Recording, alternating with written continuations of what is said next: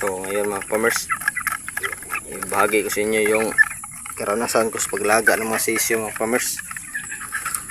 Baka naman makatulong sa mga baguhan mga farmers. Gusto kong matuto sa paglaga ng mga manok. Kasi isa sa pinakamahirap yung alagaan yung mga sisyo mga farmers. Sa lahat ng manok, yung sisyo talaga ang pinakamahirap kasi prone sila sa sakit mga farmers pag hindi na natin nalagaan ng tama. Itong ibagi kasi inyo mga farmers, ito ay karanasan ko sa dapat pagpakain tayo sa ating mga sisyo mga farmers 3 times a day. Pwedeng sa umaga 15% o 20% kasi sisyo po naman tanghali nasa 10% at balik naman tayo sa 20 o 15% pagkahapon para hindi sila sa Bisaya pasmo mga farmers. Kasi pag hindi natin ginawa yan, experience ko dito yung wala akong pasok 2 linggo mga farmers kasi sira yung pinagpasukan ko dahil sa malakas na lindol dito sa amin sa Mindanao, sa Iglang Sarangani. Yung sisi ko halos lahat namatay kasi hindi ko napakain ng tama at nabigyan ng mga vitamins mga farmers. Ito natira nangyayat ito mga farmers kasi hindi natin napakain ng maayos kasi wala tayong kaanong pirang pambili kasi wala tayong trabaho mahigit 2 linggo. So sa aking experience mga farmers, pag mag-alaga tayo ng sisiyo dapat talaga buntag 3 beses tayo magpakain sa isang araw.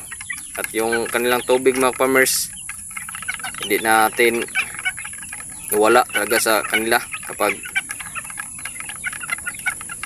hindi basa yung pagkain natin. Dito sa akin, binabasa ko talaga ang pagkain dito sa akin mga farmers para okay. Kahit walang tubig pwede.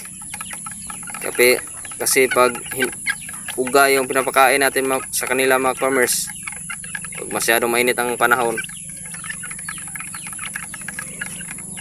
posibleng manamlay at masira ang mga katawan nating malaga mga farmers kasi hindi sila kainom ng tubig kung uga yung pinapakain natin. Mas maganda talaga may tubig at saka pakain para timbang lahat.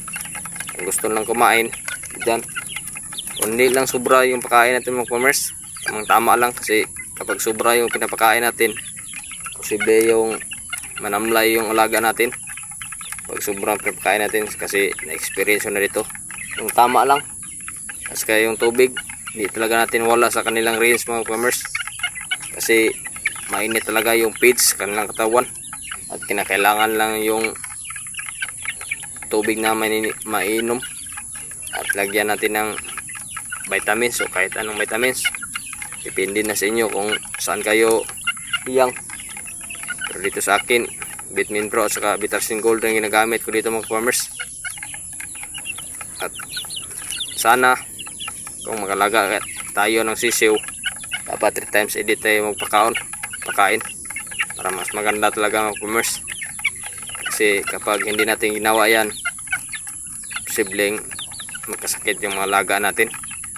Yan ang experience ko dito sa pag-alaga ko ng sisiw mga farmers. Sobrang hinayang ko dito sa mga sisiw mga farmers. Daming namatay sa ngayong linggo lang. Kanina may 2 napatay at 3 piraso, laki na sana. May 2 months at yung 1 week at yung 1 month. Sayang talaga mga farmers yung gastos at pagod natin. Kung maglaga tayo, siguraduhin natin na magpakain tayo ng tama mga farmers at painom.